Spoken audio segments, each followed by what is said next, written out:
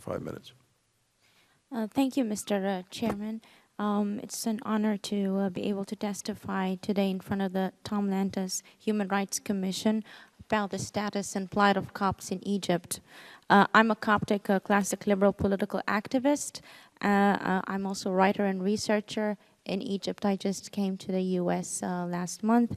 I've been involved in the political process for over a decade, and I've addressed the protesters in Tahrir Square, and also I've been involved in mass bureau protests. To be able to discuss the plight of Copts and why they are persecuted in Egypt, I would have to ask the question: who are the current rulers of Egypt? Who are the Supreme Council of Armed Forces? What is their ideology? And are they secular autocrats, like they like to give the impression to Western governments, or is it something else? What I claim here, and these are all historic facts, that the current military oligarchy originates from the Muslim Brotherhood organization. In 1952, the free officers perpetrated a coup d'etat against the Egyptian monarch. The free officers were the branch of the military wing of the Muslim Brotherhood organization. They only split after the death and the assassination of Hassan al-Banna, the founder of the Muslim Brotherhood, in 1949. Before that, they were members of the Muslim Brotherhood, including the first president of Egypt, the actual first president of Egypt, Gamal Abdel Nasser. He was a member of the Muslim Brotherhood, and in 1444 he joined and swore allegiance to Hassan al-Banna on a gun and Quran. This is the founding father. This is according to Khalid Muhyiddin, a fellow free officer and also previously a member of parliament in Egypt. This is according to his own biography. These are the founding fathers. Almost 90 people that perpetrated the 1952 coup d'etat were members of the Muslim Brotherhood. This is the reality of the basis of the current ideological foundation of the Egyptian army and the regime and the oligarchy that has had control for over 6 decades, 60 years of this. This is what we are having, and it was inevitable that Sharia law becomes part of the constitution. In 1971, President Sadat introduced Sharia law to the constitution, and now I think it qualifies to say that Egypt is a constitutional theocracy and it's not a modern state. The consequences were that Copts are no longer, according to Sharia law, identified or defined as citizen. I have an Egyptian passport, but I'm not a citizen. The concept of citizenship is a Western concept that does not apply to us in Egypt. I'm a woman and I'm Copt. I'm a 4th-class citizen in Egypt. The 1st-class citizen in Egypt is the Sunni male, Muslim male. The 2nd class is the Sunni female. The 3rd class is the Coptic male, and the 4th class is the Coptic female. And that's why none of the people that committed crimes, none of the criminals that committed crimes against Copts were prosecuted in any way because it is against Sharia law, and that's a fact, it's not an opinion, to persecute someone for a Muslim for killing, raping, torturing, or vandalizing the property of a non-Muslim or a dhimmi. So this is our legal status, and this has been happening under the Mubarak's so-called moderate regime, an ally of the West, and it's now happening now. It was only inevitable that they take their radicalism a step further and start killing Copts in the street in front of TV cameras with live ammunition and running them over with armored military vehicles they probably got from the United States of America. One of my friends was in the protest. I was supposed to go there on the 9th with him and with other people. What happened was my friend was there, Michael Mossad, with his fiancée Vivian, and they were walking. And he felt when the army started attacking the Maspero, and they saw them screaming Allahu Akbar, like they are going on an Islamic fath and an invasion, they got scared and they decided to leave. But he called his family and he told them, I'm going to die tonight, and I want to say goodbye because I'm going to get killed tonight. That's what happened to my friend. He got on the pavement and then they turned around to leave.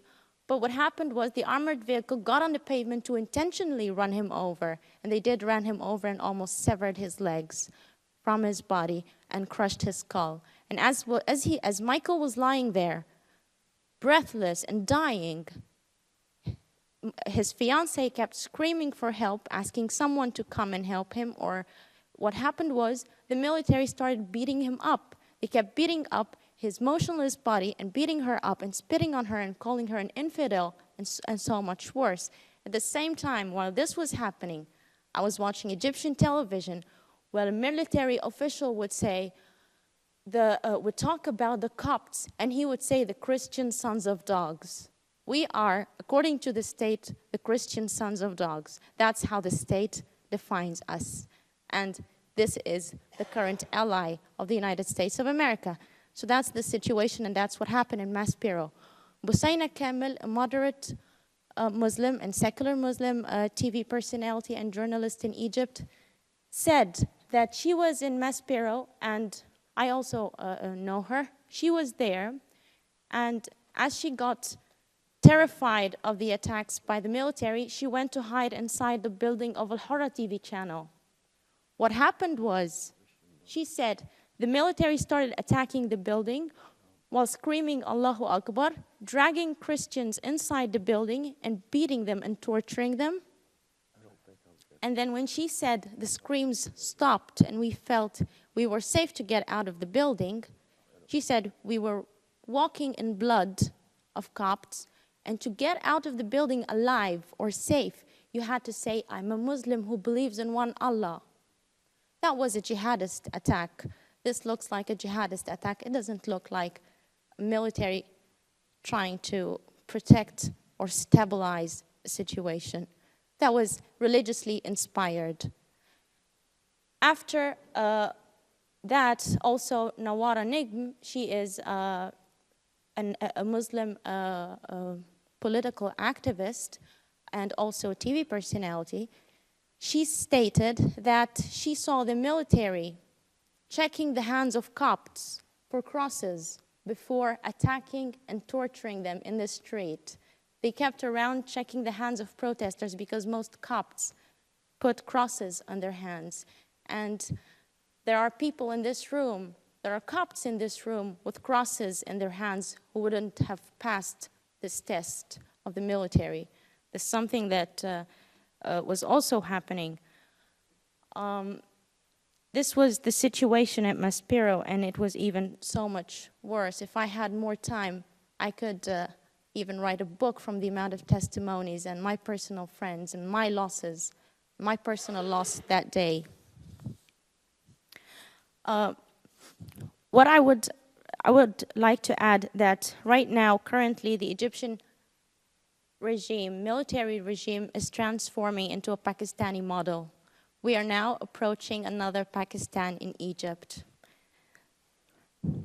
It is going to be inevitable unless there are serious measures taken to dismantle the current status quo. Saudi Arabia and Qatar are now funding Salafi jihadists in the Muslim Brotherhood. And the US is now currently funding the military that has evidently funded the Muslim Brotherhood in the past elections. As former Ambassador Mark Ginsburg states in his article last month, that he confirms evidence that the military is funding Salafi jihadists, the Al-Qaeda-style jihadists, and the Muslim Brotherhood, obviously from money that might have come from the USA. And also, they have brokered deal with Salafi jihadists. Now, to force the West, what the equation is, they want to force their Western so-called allies to choose either between the military dictatorship or between the Islamists. That's the equation, although that's not the reality of things. Tahrir Square was filled with moderates and was filled with secular Muslims. There are 6 million Sufis that are formally cooperating with Copts that could be a better alternative instead of this vicious equation. Right now, the equation is Saudi Arabia, Qatar, the Muslim Brotherhood, Salafi jihadists, Egyptian military, and the US on one side, and now the Copts and seculars, and moderate forces, and moderate Muslims are on the other. And I think the US have always been our ally, and this is not part of the equation that they should be. When President Bush's administration suggested that they might condition aid, our lives became immediately better in Egypt. It was like someone clicked on a button and the world looked totally and entirely and completely different. What happened was Mubarak had to leverage, because that's how America gets leverage, and by giving us more freedom. And what we did was we started co-founding secular political parties that called for, that were against Islamic imperialism and against theocracy and pro-free market and human rights. In this atmosphere, we were able to work, because that's how countries reform to better ideas and modern ideas. When secular Muslims and moderate Muslims and Copts are getting death threats, how are we going to how are we going to spread our ideas? Not everyone can tolerate getting messages like the messages and the death threats I used to get. That's not an atmosphere that is open to spread ideas of reform and modernity. So that's the current situation now. All right. What we would like to ask, and my conclusion of this is America should look at the plight of Copts as a national security issue for America. It's not only a humanitarian crisis, but these are the true allies of the United States and true believers of the ideas and the beautiful ideas that this country stands for. These are the true allies.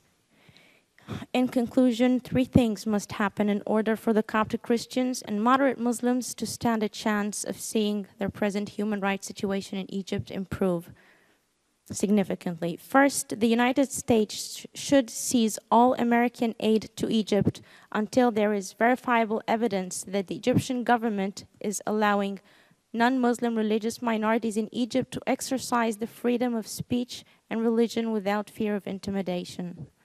Second, President Obama's administration should explain and possibly reevaluate its vetting process of foreign national employees or advisors of American embassies, particularly in Egypt, where Egyptian nationals loyal to the regime have used their embassy positions to make it hard for Copts to apply for religious asylum requests to the United States from the American embassy in Cairo, out of fear of being targeted by Egyptian state security. Third and finally, the United States must avoid legitimizing joint effort by the Muslim Brotherhood and Egypt's ruling military regime to use blasphemy law against non-Muslim minorities in Egypt, and therefore should decline to meet with the Organization of Islamic Cooperation, the OIC, to discuss any agenda to apply blasphemy laws globally under the pretext of confronting